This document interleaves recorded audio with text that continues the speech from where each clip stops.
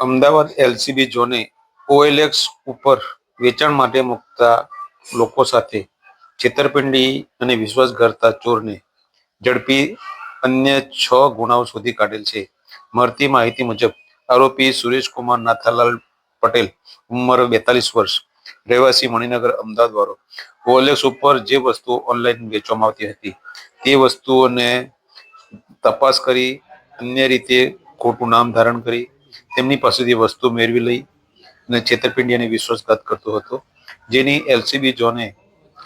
બાતમી હકીકતના આધારે ધરપકડ કરી તેની પાસેથી લેપટોપ,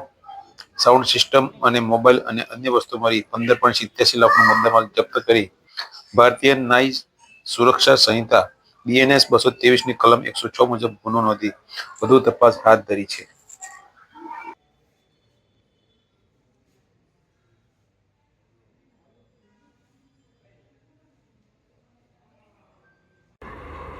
રોલિંગ પૂરી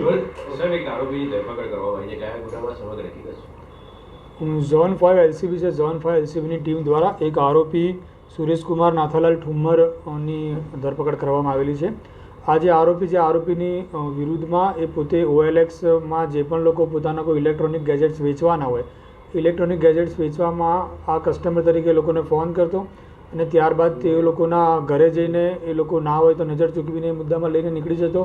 એ સિવાય એ પોતે ઘણી જગ્યાએ એવું કરતો કે પોતે આ વસ્તુ ચેક કરશે, ચેક કરીને ત્યારબાદ એ કન્ફર્મ થશે ને વસ્તુ ઓકે છે તો પેમેન્ટ કરશે, એ રીતના લઈ જતો। અથવા તો પછી જ્યારે પણ કોઈ કસ્ટમર ઘરે ના હોય એવા ટાઈમે કસ્ટમરને પોતાની વસ્તુ કે આજુબાજુમાં આપી દેવા અથવા કોઈ જગ્યાએ મૂકી દેવા અને પોતે ચેક કરીને ગમશે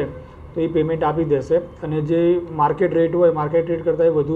રેટ કસ્ટમરને ઓફર કરતો, એટલે જેનાથી જે વસ્તુ વેચનારા છે એ લોકો એનાથી આકર્ષિત થઈ આની જોડે ડીલ કરતા હતા અને ત્યારબાદ હું વસ્તુ લઈ જઈને ઓનલાઈન પેમેન્ટ કરી દઈશ, પણ તે ઓનલાઈન પેમેન્ટ કરતો નહોતો, જેના આધારે એની વિરુદ્ધમાં અલગ અલગ 6 પોલીસ સ્ટેશનના જે ગુના છે એ ડિટેક્ટ થયેલા છે। આ આરોપીની વિરુદ્ધમાં અગાઉ પણ 2 પોલીસ સ્ટેશન દહેગામ અને અન્ય એક જગ્યાએ નસવાડી તરીકેમાં ગુનો દાખલ થયેલો છે અને આ આરોપી પાસેથી અલગ અલગ 15 લાખના ઇલેક્ટ્રોનિક ગેજેટ્સ રિકવર કરવામાં આવેલા છે। આરોપી છે, આરોપીનું નામ સુરેશકુમાર નાથાલાલ ઠુમ્મર છે અને એ ઘણા ટાઈમથી છેલ્લે આ જ એમો કરે છે। અગાઉ એ છૂટક નોકરી કરતો હતો પણ છેલ્લા 2 વર્ષથી એણે આ નોકરી બંધ કરીને આ જ રીતની એમોથી લોકો જોડે ચીટિંગ કરે છે। સાહેબ, ઇલેક્ટ્રિક આઇટમો સિલેક્ટ કરવાનું કારણ શું સ્પેસિફિક? હું પોતે ઇલેક્ટ્રોનિક આઇટમ એટલે સિલેક્ટ કરતો હતો કે એનું જે રિસેલમાં છે એ પછી ગામડામાં લોકોને વેચી મારતો હતો, એટલે ત્યાં આગળ અન્ય કોઈ વસ્તુઓ જલ્દી લોકો એટ્રેક્ટ નહોતા થતા, પણ જે ઇયરફોન્સ છે, મોબાઈલ્સ છે, લેપટોપ છે એ લોકોને ઇઝીથી એનું વેચાઈ જતું હતું અને એ ઇલેક્ટ્રોનિક વસ્તુઓ પોતે ચેક કરશે અને ઓકે લાગશે એ કરીને શ્યોરિટી સાથે એ ચેક કરવા લઈ જતો, જેના કારણે આવી વસ્તુ સિલેક્ટ કરતો હતો। પોતાની ઓળખ કેવી રીતે છુપાવતો જ્યારે દરેક વ્યક્તિને મળતો ત્યારે? એણે અલગ અલગ 3 નામથી OLXમાં એણે પોતાના એકાઉન્ટ બનાવેલા છે કે જેમાંથી 3માંથી એકેમાં પોતાનું નામ નથી અને અન્ય લોકોના નામ સાથે જ એ આગળ જઈને કોઈ પણ વસ્તુ